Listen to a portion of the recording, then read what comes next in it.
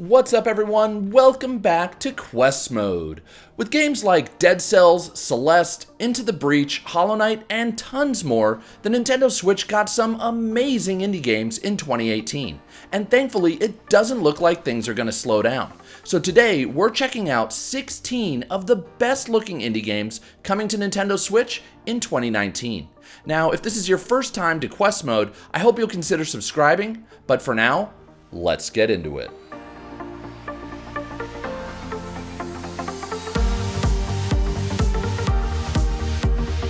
In Jenny LECLUE, the first in a trilogy of upcoming mysteries, your mother has been wrongfully accused of a murder, and it's up to you to solve the crime and clear her name. With the intrigue of a classic whodunit, plus a gorgeous art style and gameplay inspired by 80s and 90s point-and-click adventures, this game sounds perfect for wannabe detectives. The developers promise to reward players who look around every last corner and investigate every last clue. Along the way, you'll visit an abandoned mine, a spooky graveyard, an old observatory, and more. Lastly, the choices you make will apparently affect the outcome of not just this game, but also of the subsequent sequels, which are promised later on if Part 1 succeeds. Pretty cool.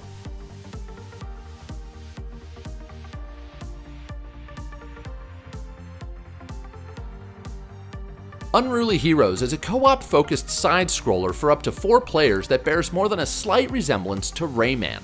That makes sense because its development studio features some ex-members of the Rayman team from Ubisoft.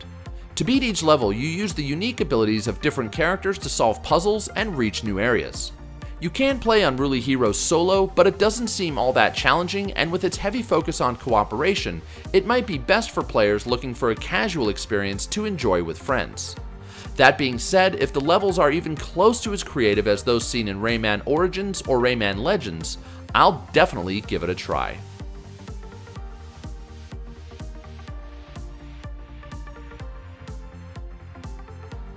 A beautiful hack-and-slash roguelite, Children of Morta lets you control different members of a warrior family as you explore procedurally generated dungeons within a mysterious mountain. As you might expect, each character has their own abilities, so whether you prefer brutal melee combat, sniping your enemies from afar, or destroying them with magical spells, you should find a warrior that suits your style. The top-down combat looks similar to Diablo, while the beautiful pixel art and smooth-looking combat animations remind me a bit of Dead Cells. It's not clear yet how the roguelite elements will play out, but if Children of Morta ends up at all like the aforementioned classics, it's likely to be a total blast.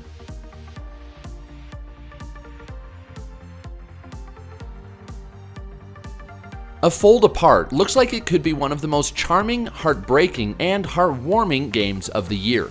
It's a puzzle game about a long-distance relationship told through a folding storybook mechanic. As you fold the pages, you guide the characters along not just their surrounding land and cityscapes, but also through their relationship struggles. Fittingly, the story is told through the couple's text messages, which is relatable to anybody who's dated just about anybody.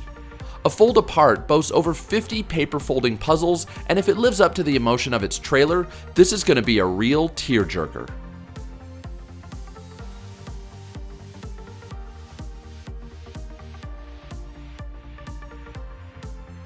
As an open-world sandbox game with an 8-bit aesthetic, Terraria is a perfect fit for Switch. Similar to Minecraft, it sets you loose on a procedurally generated wilderness to dig up resources, craft items, fight monsters, and build to your imagination's content. Unlike Minecraft, the combat is faster and more frequent, and there's a sense of progression that culminates with a set of fiendish bosses that can require a good amount of strategy. Of course, there's also the lack of a third dimension, but don't let that turn you off. Terraria is one of the best reviewed indies of all time, and if it gets its hooks into you, you'll soon have excavated half the world beneath your feet and built a towering fortress above your head.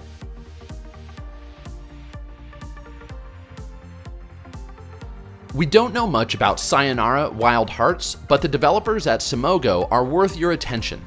If you played Device 6, their critically acclaimed mobile game a few years back, you know how creative, innovative, and smart their games can be. According to Sayonara's official webpage, the action will be intense yet, quote, inviting. and while music is central to the game's presentation, it's not entirely clear whether it's a rhythm game or just an action game set to some awesome tunes. We do know that the gameplay will be broken up into different levels, with each one introducing new elements to the game. It's also shaping up to be one of the prettiest games on Switch.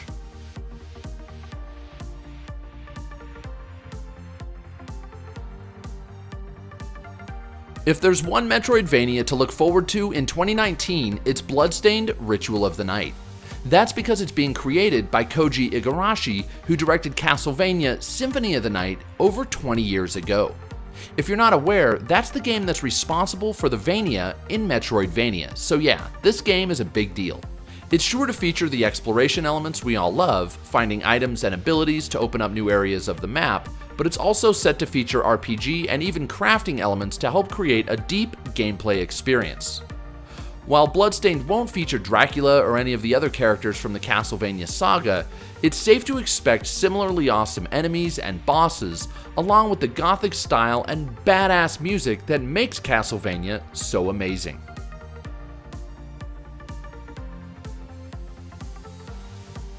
Killer Queen Black is a port of one of the best arcade experiences of the last 10 years. It's a 2D multiplayer battle game that pits two teams of 4 players against one another as they race to complete certain objectives in order to win the match. All the while, certain mechanics let you slow the other team down, which creates a constant sense of tension throughout each game. Do you go for the win, or do you take out that opposing player who's bound to turn the tables?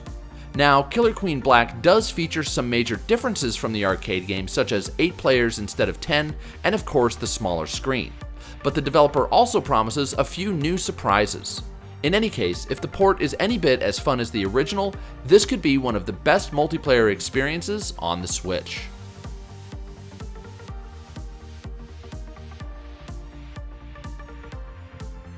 Nine years after the release of the original Super Meat Boy, the direct sequel, Super Meat Boy Forever, is set to release in April of 2019.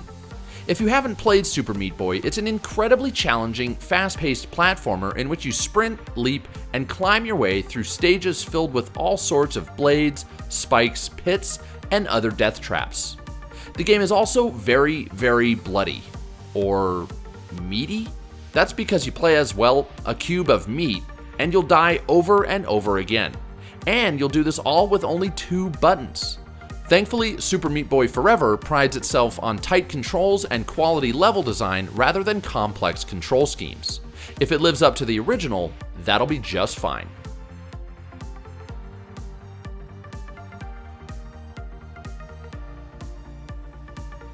I personally never got hooked by physics-based construction games like Bridge Constructor or World of Goo, but I know there's something there for those who enjoy building structures piece by piece, hoping to defeat the laws of gravity as their creation gets put to the test.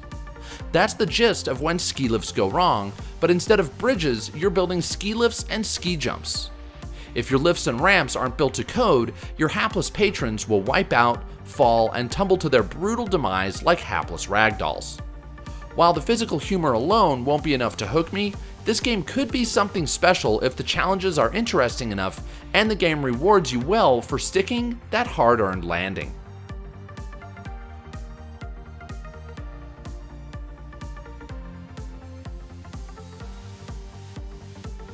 What if you crossed Hotline Miami with Planet of the Apes and Clockwork Orange? Meet Ape Out, an ultra-violent top-down action game where you play a gorilla fighting for freedom, all while exacting an unwitting revenge against humanity. To ensure your survival, you've got to navigate hallways and claustrophobic corridors, all while using your surroundings and your captors as both weapons and shields. Adding an extra layer of trippiness is the jazz soundtrack that syncs frantic drum beats and cymbal splashes to every burst of carnage. Again, the comparisons to Hotline Miami are inevitable, but if Ape Out can deliver an experience just as fun and unique, it'll be well worth getting your hands bloody.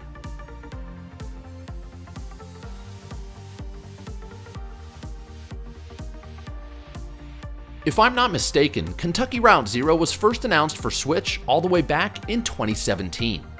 I have no idea why it's taking so long, but since the game has been on PC for years, we already know it's good. Described as a point-and-click adventure about a secret highway in the caves beneath Kentucky, the story definitely pulls you in with a sense of mystery and intrigue.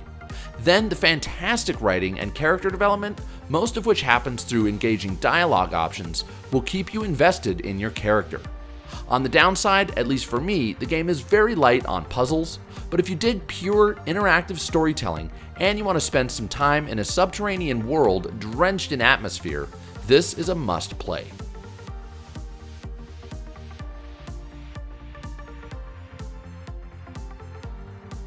Travis Strikes Again is the next game in Suda51's wild, violent, and irreverent No More Heroes franchise. While past entries have been 3D hack-and-slash adventures, this is something else entirely. The story involves getting trapped inside a retro video game console where you have to play through 7 entirely different games as you seek to destroy a villain by the name of Badman.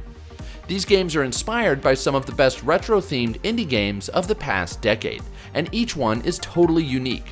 One is a pure action game, another is a racing game, and yet another is a puzzle game. Yes, it's weird, and Suda51's games are hit and miss, but one thing's for sure, there's nothing else quite like them.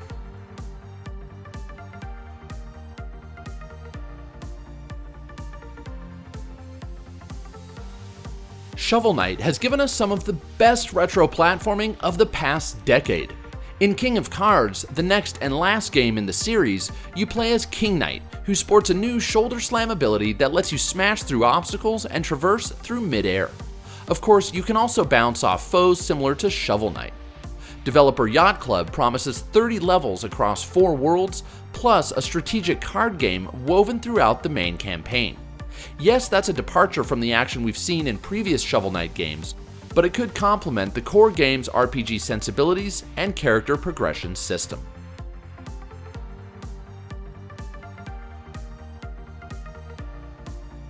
ANEW: The Distant Light is the only game on this list that hasn't officially been announced for Switch, but the developers have said they're committed to bringing the game to Nintendo's platform.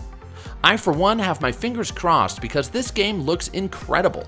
It's a Metroidvania-style platformer that takes place on a moon within a solar system 20 light-years from Earth. It's up to you to not only explore, but to solve the mysteries of the alien world around you. ANEW is absolutely gorgeous, and that's not terribly surprising because while it is being made of a team of just 2 developers, they've previously worked on games like Borderlands 2, BioShock 2, Uncharted: The Golden Abyss, Spec Ops: The Line, and more.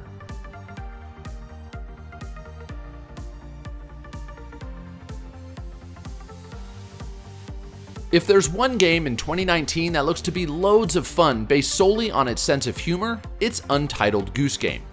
Quite simply, you play a goose whose sole mission is to ruin everyone's day. From what I can tell, you start each level with a handwritten to-do list of mundane yet terrible errands. For example, you might have to steal someone's keys or get someone soaking wet. You then have to figure out how to manipulate your environment using nothing but your beak to achieve these tasks. In other words, it's a puzzle game where all you do is waddle around and piss people off. I'm in day 1. Well, thank you guys so much for watching the entire video. If you enjoyed it, give me a thumbs up. If you didn't, give me a thumbs down. And if you want more content just like this, definitely subscribe to my channel. And until soon, we'll see you in the next video.